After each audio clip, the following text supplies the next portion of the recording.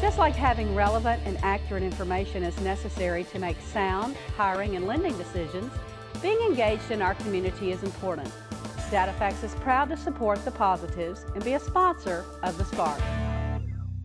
Lipscomb & Pitts Insurance is honored to serve the Memphis community for over 60 years. We've always focused on supporting our community and believe in promoting the positives, encouraging engagement, and leading by example.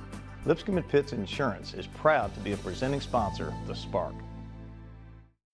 Additional funding for the Spark is provided by Christian Brothers University, Mueller Industries, Meriton, United Way of the Mid-South, MyTown Movers, MyTown Roofing, MyTown Miracles, and by Serves. This month on The Spark, our theme is Tech for Progress. We'll learn more about a historic vocational institution that's preparing students for today's skilled trades, an organization that chronicles the American Civil Rights Movement and serves as a catalyst for positive social change, and a nationwide telecommunications company that's helping nonprofits in the Mid-South. We'll also share a special moment from our Spark Awards 2017. Ever been excited by a new idea? Inspired by watching someone lead by example? When we talk about creating change, we start by sharing the stories of everyday heroes making a difference in their own way so we can learn and do the same. This truth is the power behind this show, which is focused on business and community leaders who are leading by example to give back, fuel change, and create new opportunities for the Mid-South. I'm Jeremy Park, and this is The Spark.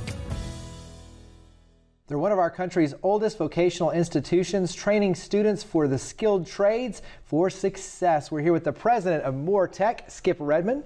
1909, a good year for Moore Tech, but give us a little bit of history from Moore Tech. Well, William R. Moore has been a long-time educational facility here in Memphis. It started in 1909 when William R. Moore passed away and left his estate to a group of board members. They took the money, matured it through the Depression, and we opened up in 1939 with our first graduating class. Actually in July was our 79th graduation, and it's been a great tradition here in Memphis, and we're excited about being here today. Thank you for having us. Absolutely. So let's talk about all the different curriculum paths, so to speak, but there's 6 trade areas, and give us kind of an idea of the different paths that students can go on. Well, we have 5 original programs, the welding program, the machining program, the air conditioning program, industrial electricity program, and basically building trades program. We're opening up, we've opened up actually in July, the auto tech program, and brought it back. It was one of our original programs back in the 30s, but really excited about that. We have over 50 students enrolled right now, and we'll be opening a new facility in January. Construction right now is going on, and the location is on Mendenhall. It's the old Dobbs Honda facility on Mendenhall. It's about 30,000 square feet, and we're extremely excited about that. And the partnership that we have with our 51 new car dealerships here in Memphis. And I think it's going to be one of these things that'll grow to be something very, at least regionally attractive and maybe even nationally attractive for students to come to Moore Tech. Well, I think it's pretty neat. I mean, one, you have an automatic pipeline because the dealers are invested in, and so they're giving you the best in class in terms of the technical equipment that they get to work on, and the expertise, and the mentorship and guidance, but then also to know that automatically there's a job waiting at the end. That's a huge piece of this. But the students they're learning on best in class equipment. So talk about technology and how that plays a role, because I think it's really important on your end with these students. Well, in that particular program, after the second trimester, there's 6 involved. After the second trimester, they're basically required to be an apprentice and be working as they receive their degree, and probably earn a 20-hour week at $12 to $14 an hour. We have an official apprenticeship program with the Department of Labor in that program. All of the other programs have basic internships embedded in their program, but it's not an official situation.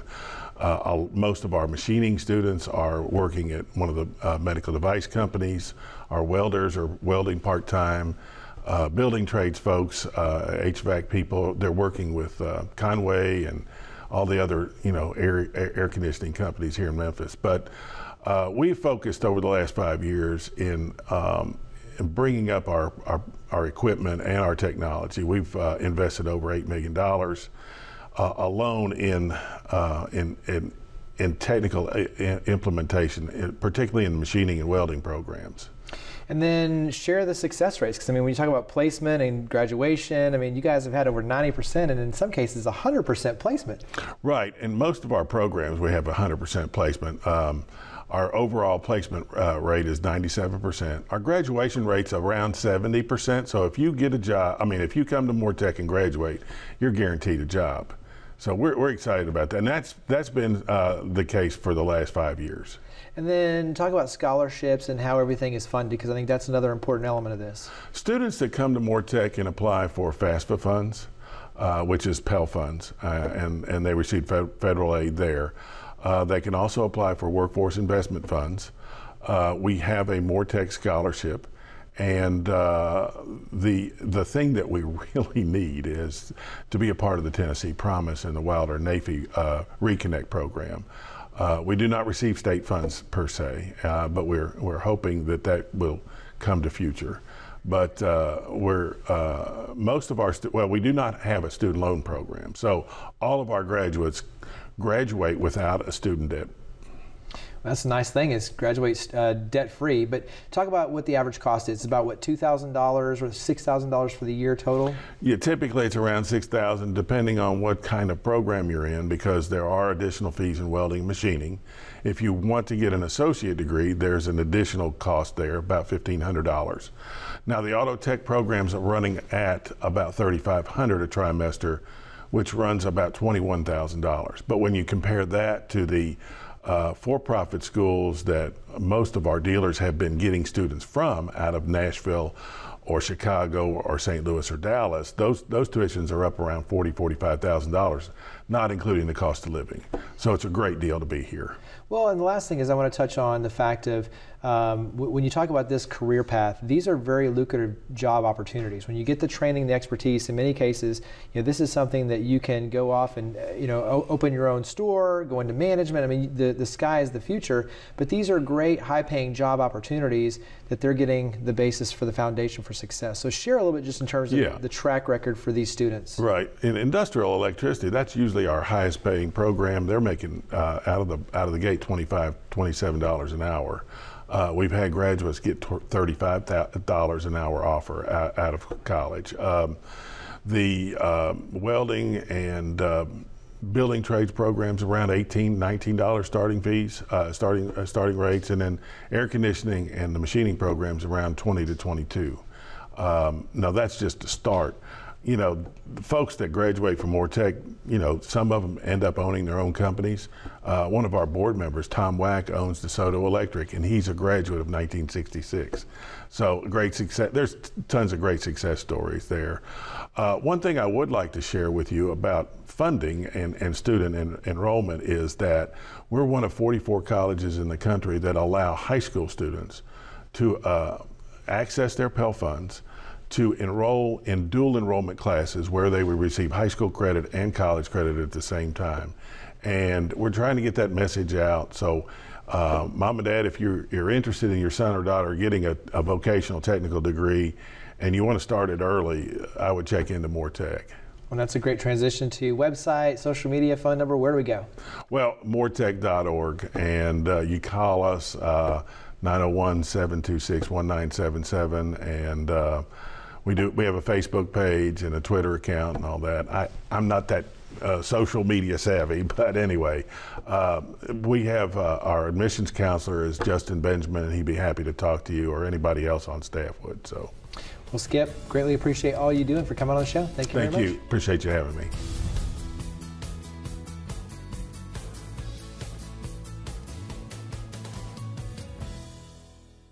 They're an organization that chronicles the American Civil Rights Movement and serves as a positive catalyst for social change. I'm here with the Chief Marketing and External Affairs Officer for the National Civil Rights Museum, Faith Morris.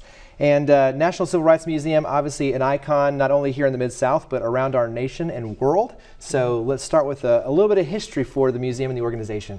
Well, the museum was opened in 1991. And it started out a tragedy because it is the assassination site of Dr. Martin Luther King Jr.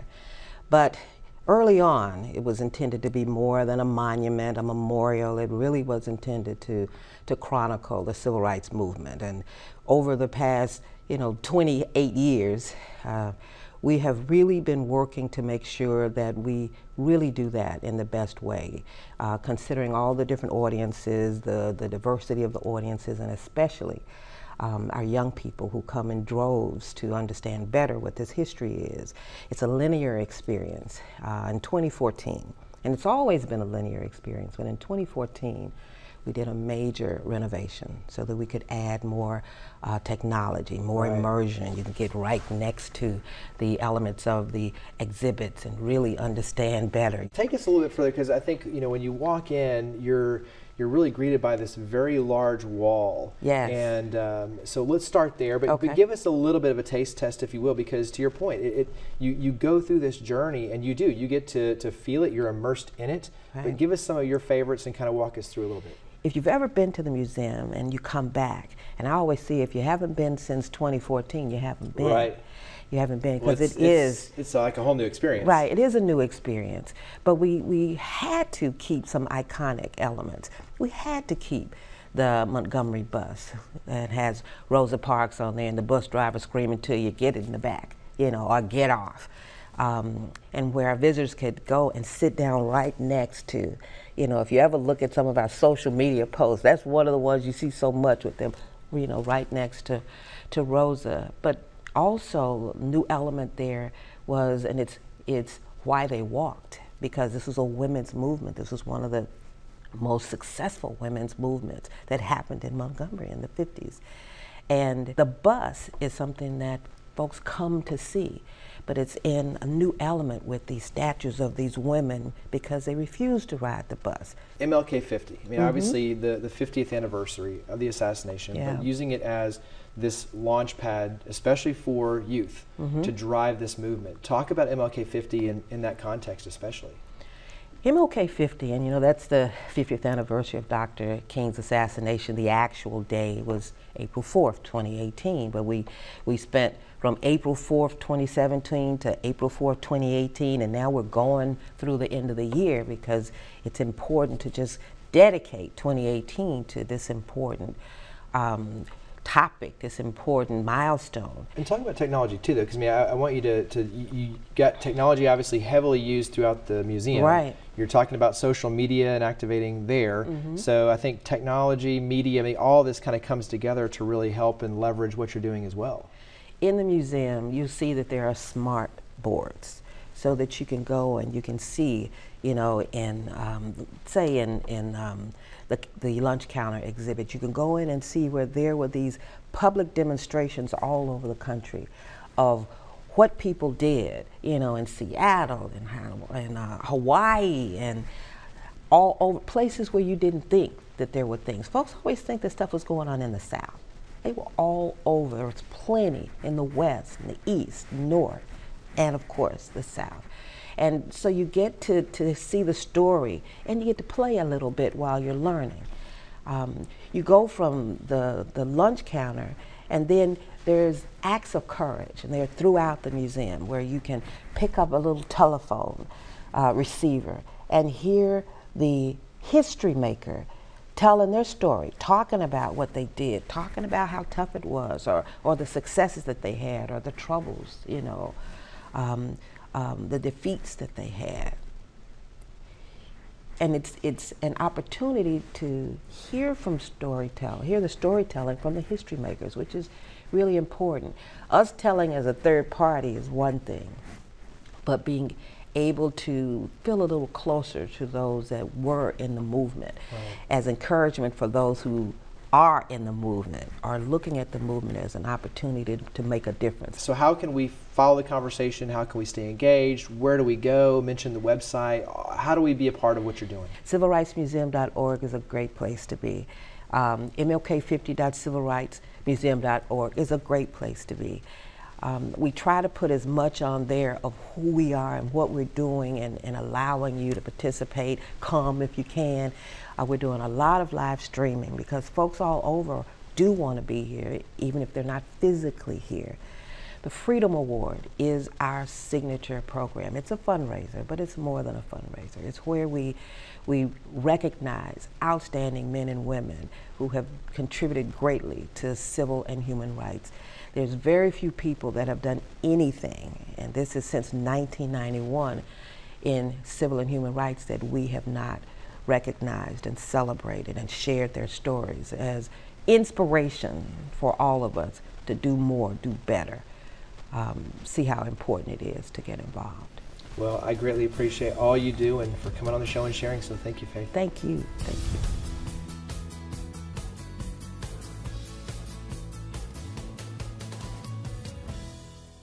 The Spark Awards annually recognize and celebrate individuals and organizations that have made outstanding contributions to the community. This year's recipient of the Individual Collegiate Award is Miles Franklin.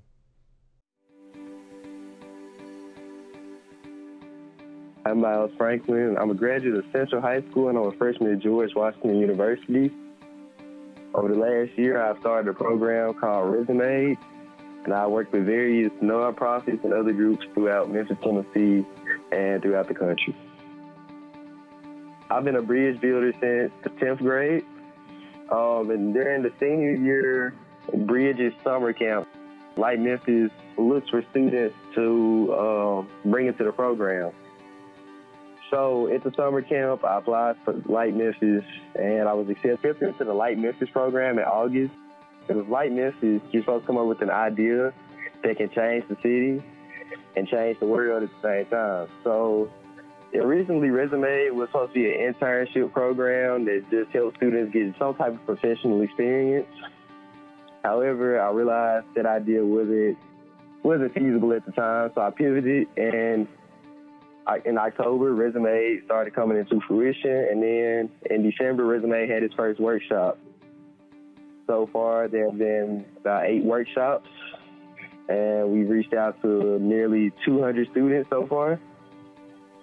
And with Resume, all we do is we teach the students how to write resumes in a basic format that allow them to get jobs, allow them to be employed at some point in either their teens or their early 20s. I worked with the Lynching Sites Project for about a year and a half now. I started working with the Lynching Sites Project a little bit after I became student council president at Central. With the Lynching Sites Project, I simply was helping to promote their ceremony that they had in May for the ill person lynching. And I was helping to spread awareness throughout Central and throughout the community. I spoke at the Shelby County Historical Commission on behalf of the Lynching Sites Project to get one of their plaques put up on Summer Avenue. We did some news press conferences, and also I helped set up some tours throughout the summer for students that come from out of town to go and tour lynching sites. Students simply need opportunity. I think truly, when I'm in my resume workshops, the one thing that they never realize that they have accomplishments or that they can gain accomplishments just through the smallest of opportunities. Every accomplishment that I've had so far, I never planned.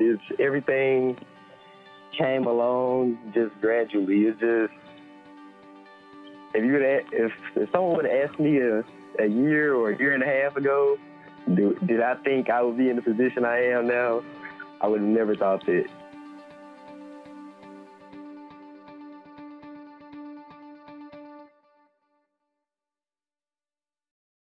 They're a nationwide telecommunications company giving back heavily here in the Mid-South. I'm here with Candace Morgan with Verizon. She is the managing partner for Strategic Business Solutions. And Candace, let's start. Verizon is a very large, well-known name here in the Mid-South, giving back as I mentioned, but give us a little bit of the history for Verizon.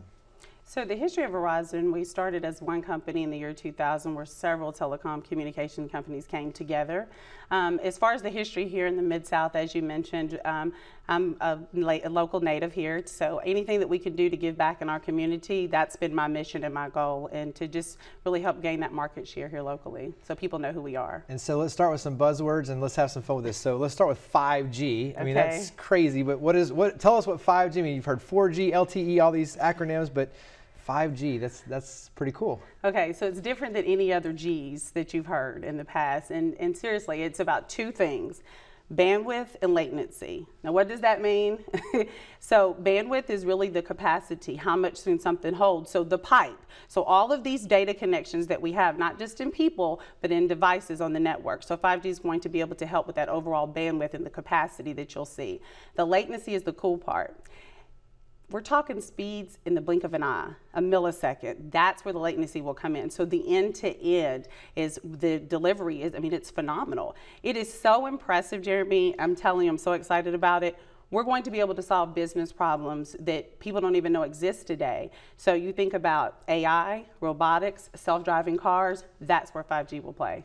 Well, because I mean, think about it in terms of like residential consumption, it's watching videos, but to your point, business, you're talking about AI that consumes a lot of data in a blink of an eye to be able to turn around and say, all right, here's the next interaction or here's the next turn for a car. Right. That's huge. That's going to move the efficiencies, the effectiveness, everything. It's 100 times faster is what we're being told. Wow. Yes. And so I don't know if you've seen the recent news. We've just launched in some cities around the country. So Houston just was announced recently, and we should see more devices come on in 2019 of next year. So we're excited. So Verizon, obviously, it's much more than phones, and it's technology. So give us kind of a a la carte, if you will, when you talk about Verizon, all the different worlds. Yes, we do so many different things. So we have a brand, Oath, if you're familiar with Oath, and that's our media company. That's where you'll hear more about Yahoo Small Business. We also have the largest fleet telematics community. So we help with smart intelligence inside many of your trucks that you see on the road possibly have some sort of Verizon technology in their vehicle. So we do tons of things, business continuity. So as you have business owners, their biggest fear is their systems going down. Well, we can back up. As a matter of fact, we back up more than, I believe it's the top Fortune 1000 companies. We have the most coverage in those businesses when their services go down. We have a saying, if you don't know who we are, we've done the right thing.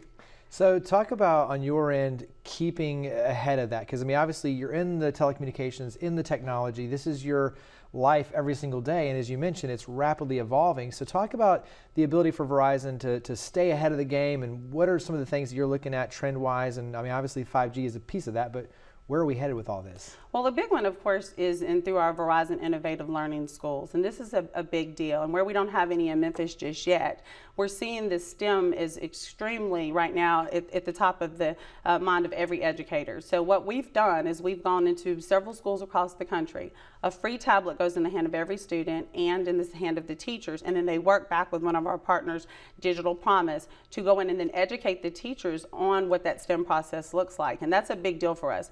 Why is it such a big deal? Because we don't want to just sponsor things and slap our names on things. We really want to see what that byproduct is. And in this case, it's the education of our young people. And you'll find them in underserved communities because there's a huge digital divide.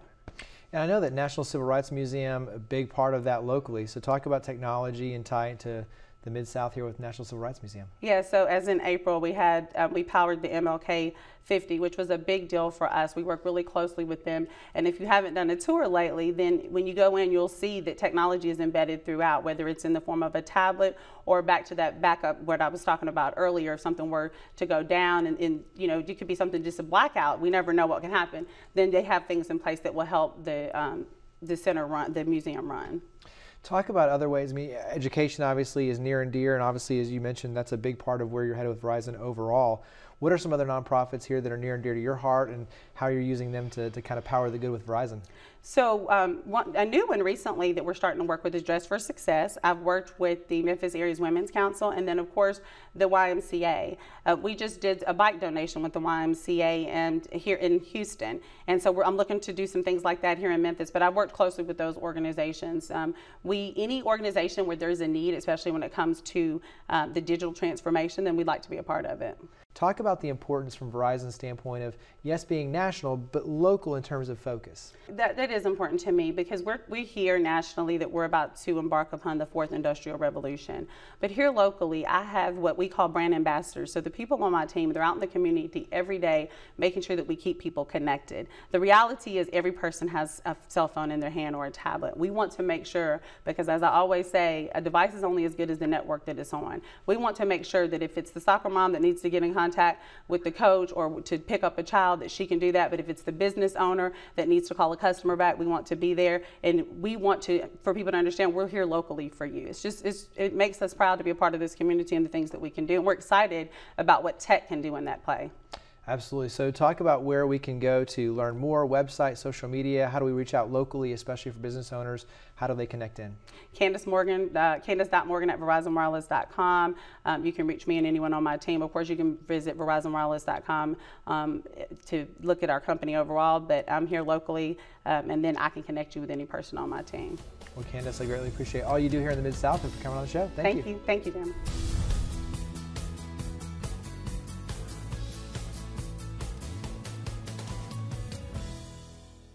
Technology is pushing the boundaries of what's possible around the world and here in our city. It's helping us connect and collaborate, build and strengthen relationships, learn and experience life in new ways.